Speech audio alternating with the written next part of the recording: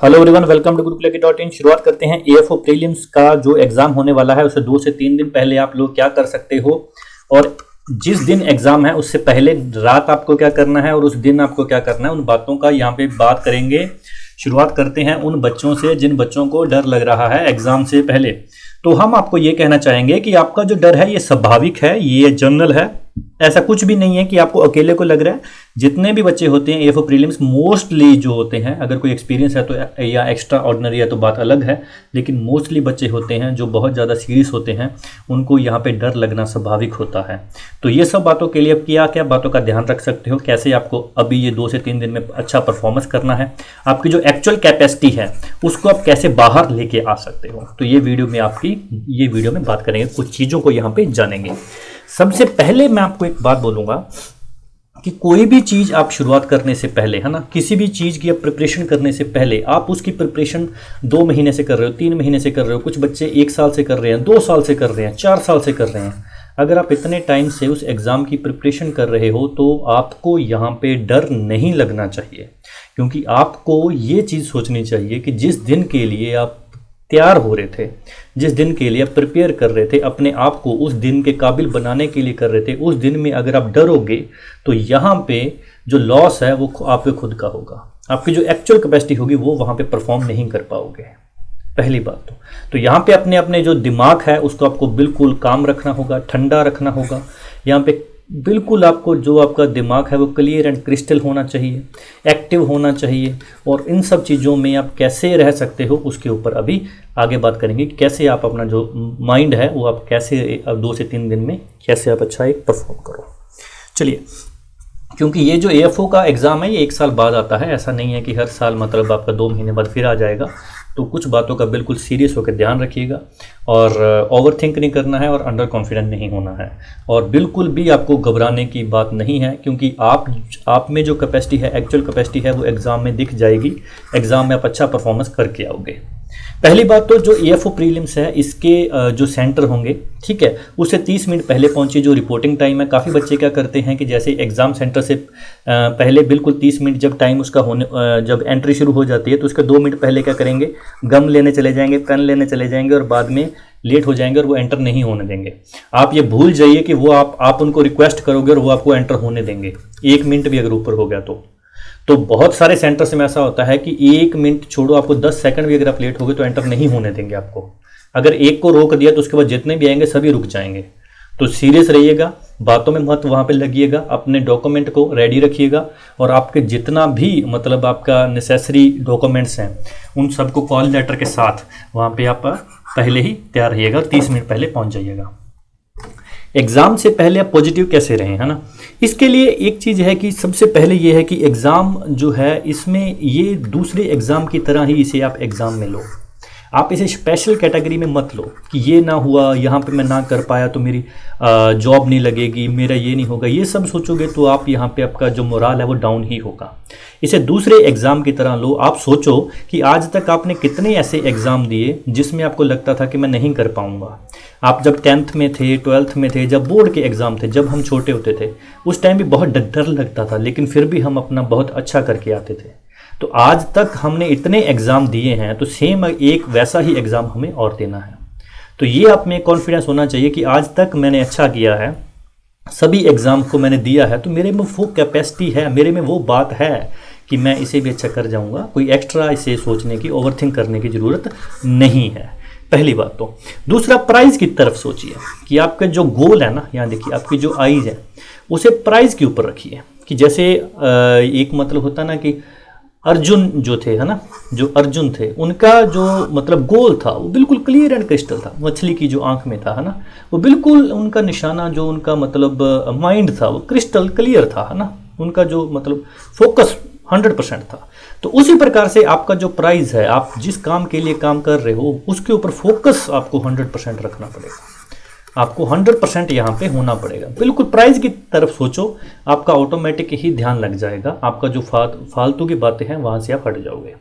दूसरा, cat nap ले सकते हो। कैट नैप बेसिकली क्या होता है कि 30 मिनट का स्लीप, ये सबसे बेस्ट है। ये मतलब ये टेस्टिफाइड है, ठीक है, मैंने खुद ने भी काफ़ी इसे आजमाया है।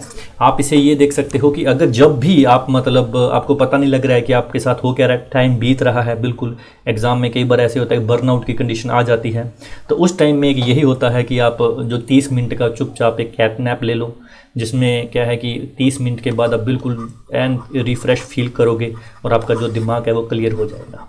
ठीक है, तो जब भी आपकी ये 2 से 3 दिन में ऐसी कोई सिचुएशन आए तो 30 मिनट के लिए आप चुपचाप सो जाना, और उसके बाद 30 मिनट के बाद आपका जो माइंड है वो रिफ़्रेश हो जाएगा, क्योंकि हमारा माइंड भी एक टाइप का इंजन है, ये एक मशीन है, तो इसे रेस्ट की ज़रूरत है, ये बात दिमाग में रखिएगा। तो यहाँ पे कुछ ऐसी चीज़ें जो आपको एग्ज़ाम से पहले नहीं करनी है, जो अच्छी आपकी जो एक्चुअल जो आपकी कैपेसिटी है वो बाहर आने के लिए आप क्या कर सकते हो। पहली बात तो एक्चुअल कैपेसिटी के ऊपर ध्यान दीजिएगा। ठीक है, एक्चुअल कैपेसिटी खुद का सोचिएगा कि मेरी जो कैपेसिटी है ना, मेरे को इसको बेस्ट देना है, ये मैं 100% दे के आऊँगा। ठीक है, अब इसको आप कुछ चीज़ें जिसके ऊपर आपको मतलब नहीं मतलब करनी है, जिनके ऊपर आपको अवॉइड करना है, जिनको अवॉइड करना है। पहली बात तो ये जो टैक्टिक्स हैं हर स्टूडेंट की अपनी अपनी होती है। अगर आपको यहाँ पे 10 से 12 बताई जाएंगी, अगर आपके 1-2 भी काम आती हैं तो भी बहुत है, आप 1-2 को फॉलो कर लिए, जो आपको यहाँ पे लग रहा है मेरे लिए सूटेबल आप वो कर सकते हो। ठीक है, अगर इससे भी कोई एक्स्ट्रा ऑर्डिनरी पर्सन है उसके लिए तो मतलब ये चीज़ अलग है ना। तो जर्नल जो है मतलब बेसिक जो थिंग है उसके ऊपर बात करेंगे। पहली बात क्या करेंगे कि क्या होता है कि एग्ज़ाम से 2 से 3 दिन पहले या एग्ज़ाम से बिल्कुल पहले मतलब क्या होता है कि काफ़ी जो मगअप करने लग जाते हैं एवरीथिंग, कि सारा सिलेबस को उठा लेते हैं और एकदम से जो पेज है उन्हें शफल करना शुरू कर देते हैं, ऐसे ऐसे करके कि 1 सेकंड की नज़र लगाते हैं सारे पेज के ऊपर। इससे क्या होता है कि शायद उनको लगता है कि एक बार सब देख लूँगा तो मेरे को याद रहेगा, लेकिन ये बात याद रखिए, ऐसा करने से मतलब जो मगअप है ये आपको नहीं करना चाहिए, क्योंकि ऐसा करने से क्या होता है कि आपका जो दिमाग है वो जो वो भूलने लगता है, वो फॉरगेट होने लगता है। ठीक है, तो ये कोई एक्स्ट्रा ऑर्डिनरी वाला पर्सन है वही ये चीज़ कर सकता है। दूसरा है स्किप स्लीपिंग। काफ़ी स्टूडेंट ये करते हैं कि एग्ज़ाम से एक रात पहले क्या करते हैं कि सोते नहीं हैं, वो सारी रात पढ़ते हैं और आप अगले दिन परफॉर्म नहीं कर पाते हैं। ये आप मान के चलिए, मेरा पर्सनली काफ़ी स्टूडेंट से बात हुई, उनका यही एक्सपीरियंस है, पूरा साल प्रिपरेशन की, उस रात नींद नहीं ली, उस रात आपने अपने दिमाग को शांत नहीं किया जिस अगले दिन जाके आपको बेस्ट परफॉर्मेंस करना था।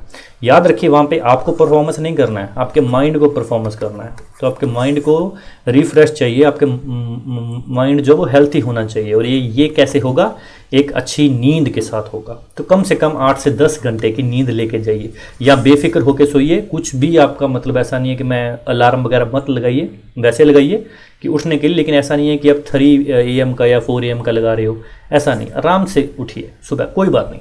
एक डे ड्रीमिंग नहीं होना है जब आप 2 से 3 दिन में स्टडी कर रहे हो।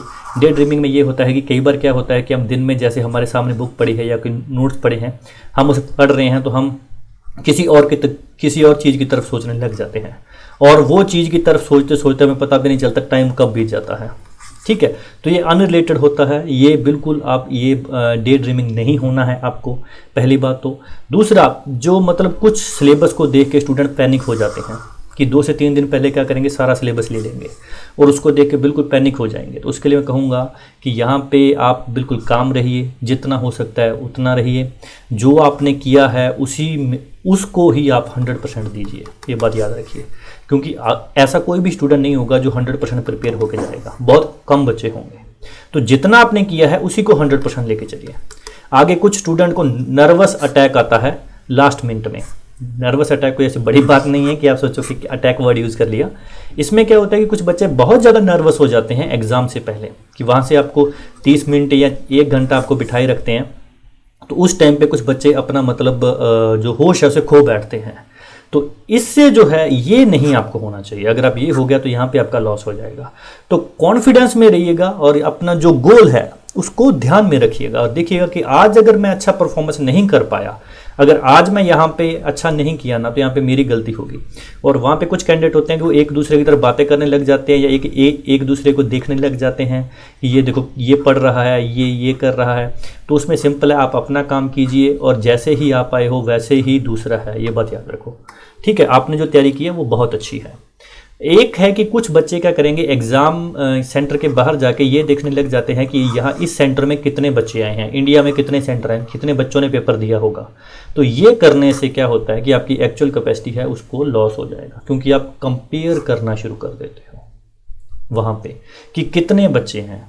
तो उससे क्या होता है कि जो आपकी प्रिपरेशन जितनी आपने की है वो आपकी जो मोराल है वो डाउन हो जाता है और आपका कॉन्फिडेंस लूज हो जाता है। वहाँ पे ये सोच के रखिए कि बाकी के सभी सेंटर को छोड़िए, जितने भी इंडिया के सेंटर हैं वो छोड़िए, लेकिन इस सेंटर में जितने बच्चे हैं मैं बस इनमें से अच्छा करके जाऊँगा, मेरा सिलेक्शन हो जाएगा बस। कि मेरे को दूसरों से कोई लेना देना ही नहीं है, मेरे को ये वाला जो सेंटर है इसमें से सबसे अच्छा करके जाना है। और ये उन बच्चों के लिए जो बच्चे कंपेयर करते हैं सेंटर की तरफ जाके। दूसरा ये है कि कुछ यानी कि ऐसी चीज़ें होती हैं कि जो हमें गुस्सा दिलाती हैं एग्ज़ाम से 2 से 3 दिन पहले, तो उनको दूर रहिए।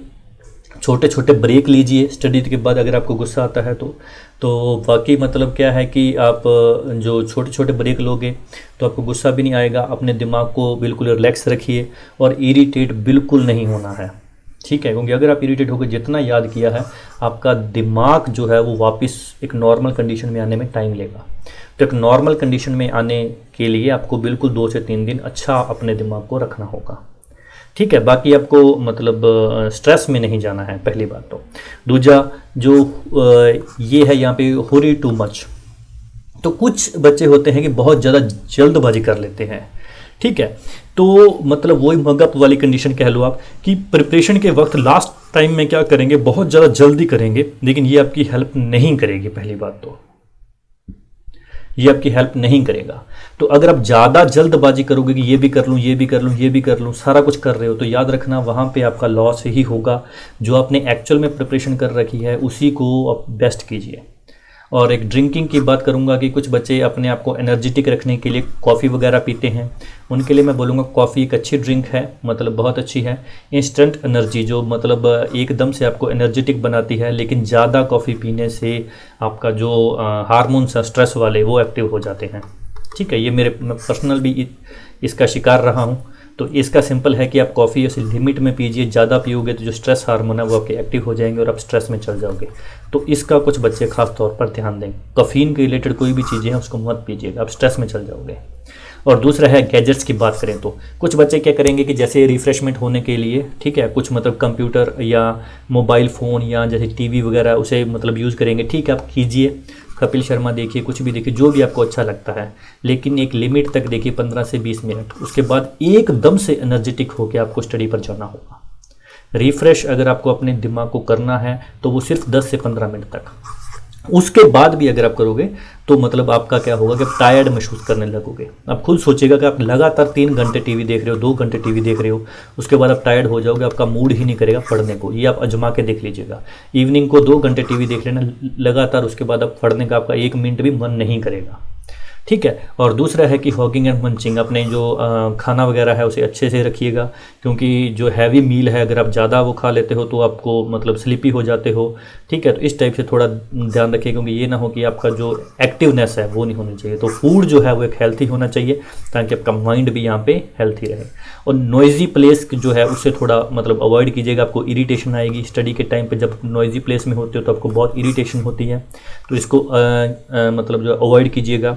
और जो आपका माइंड है वो क्लियर, क्रिस्टल एंड एक्टिव होना चाहिए, बस इसका रिजल्ट ये है, ठीक है।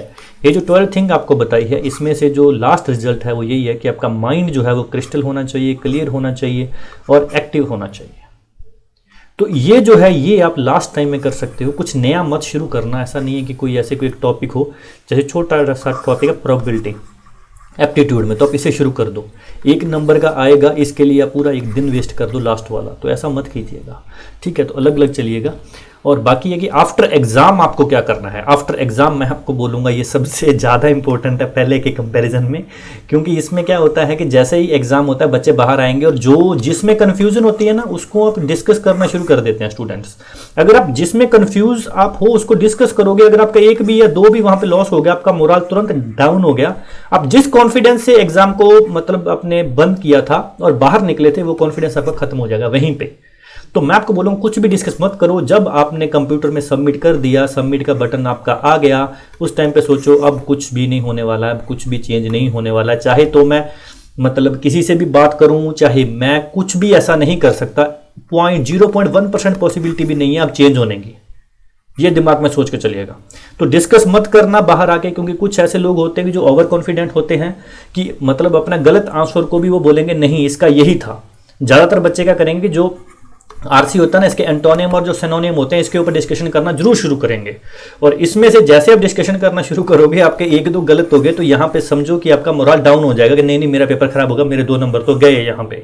लेकिन आपको यहाँ पे शुरुआत करनी ही पड़ेगी और आपको यहाँ पे मेंस के लिए शुरू होना ही पड़ेगा, और जो ओवर थिंक है यहाँ पे आपको बंद करनी पड़ेगी, पहली बात तो। और दूसरा, पेपर बुरा हो अच्छा हो, ठीक है, चाहे मॉडरेट हो, ये सोच के चलना सबका ऐसे हुआ है, ये बात दिमाग में लेकर चलना, ठीक है। अगर बुरा हो तो सब आप भी उस कैटेगरी में हो, अगर पेपर अच्छा है तो भी आप उस कैटेगरी में हो। आपकी जो एक्चुअल कैपेसिटी थी आपका रिजल्ट उसके अकॉर्डिंग आएगा और वो बहुत अच्छी है दूसरों के कंपैरिजन में, ये बात दिमाग में लेके चलना, ठीक है। और ये कभी मत सोचना कि मैं अकेला हूं जो मेरा पेपर बुरा हुआ है, क्योंकि हो सकता है 5 से 7 ऐसे बंदे मिले जो बोले हमारा अच्छा हुआ है, लेकिन बाकी के जो है उनका बुरा हुआ हो तो बुरे वाले से मिले ही ना हो। तो ऐसा कभी मत सोचना कि मेरा अकेले का बुरा हुआ पेपर या मेरा अकेले का बहुत अच्छा हुआ है। आपकी जो एक्चुअल कैपेसिटी है वो बहुत अच्छी है और आप अपना अच्छा करके आए हो, आपको भी मेंस के लिए जाना है। तो सबसे पहले थोड़ा सा एंजॉय कीजिए और फिर एक रेस्ट लीजिए उस रात, और दूसरे दिन से लग जाइए मेंस के लिए, क्योंकि यहाँ पे जो है ये अगर आप सही से कर गए, ये आपकी पूरे साल की मेहनत एक तरफ, और वो जो 8-10 दिन होंगे, क्योंकि रिजल्ट जो है प्री का वो 5 से लेकर 8 तारीख के बीच आ जाएगा जनवरी में, ठीक है। लेकिन जो आपका ये जो दिन होंगे ना यहाँ पे जो होगा, ये आपके 1 साल के बराबर होंगे, जो आपने 1 साल में प्रिपरेशन करी है, और जो ये आप 7 से 8 दिन, क्योंकि अगर आप ये यहाँ पे सोच के मेरा प्रीलिम्स नहीं होगा, बहुत सारे ऐसे बच्चे होते हैं जो 8 दिन छोड़ देते हैं और जब रिजल्ट आता है कि प्री में हो गया है, आपका मेंस के लिए आपको जाना है, तब वो शुरू होता है। लेकिन तब टाइम नहीं बचता, तब बचते हैं आपके पास मुश्किल से 15 दिन, और आपके इतने तो सब्जेक्ट ही हैं। तो इसके लिए आपको पूरा हम एक स्टडी प्लान देंगे, जैसे ही आपका प्रीलिम्स हो जाएगा और प्रिसाइज मॉड्यूल भी रेडी हैं, वो भी आपको मिल जाएंगे। मैं आपको यही कहूँगा प्रीलिम्स अच्छा दे के आइए, आपकी जो एक्चुअल कैपेसिटी है वो बहुत अच्छी बनी हुई है, और ऐसे ही आप परफॉर्मेंस कीजिए, और आपका जो कॉन्फिडेंस है वो अच्छा बनना चाहिए। दिमाग को बिल्कुल क्लियर, क्लिस्टर एंड शांत रखिएगा और पूरा एक्टिव रखिएगा। जो लोग नेगेटिव बातें करते हैं उनसे थोड़ा उनको अवॉइड कीजिएगा 2 से 3 दिन के लिए, खासकर जिन लोगों के साथ आपको गुस्सा आता है उनसे भी दूर रहिएगा, ठीक है। बस ये सोच लेना कि अगर आज मैंने ये एग्ज़ाम के टाइम में अभी अगर मैंने प्रिपरेशन अच्छे से नहीं की तो फिर मैंने प्रिपरेशन इसकी शुरू ही क्यों की थी, क्योंकि ये वो टाइम है जहाँ पे आपको बेस्ट देना ही होगा, 100% आपको देना ही होगा। इसी के साथ हम आपको ऑल द बेस्ट बोलते हैं। Thank you so much, God bless you all.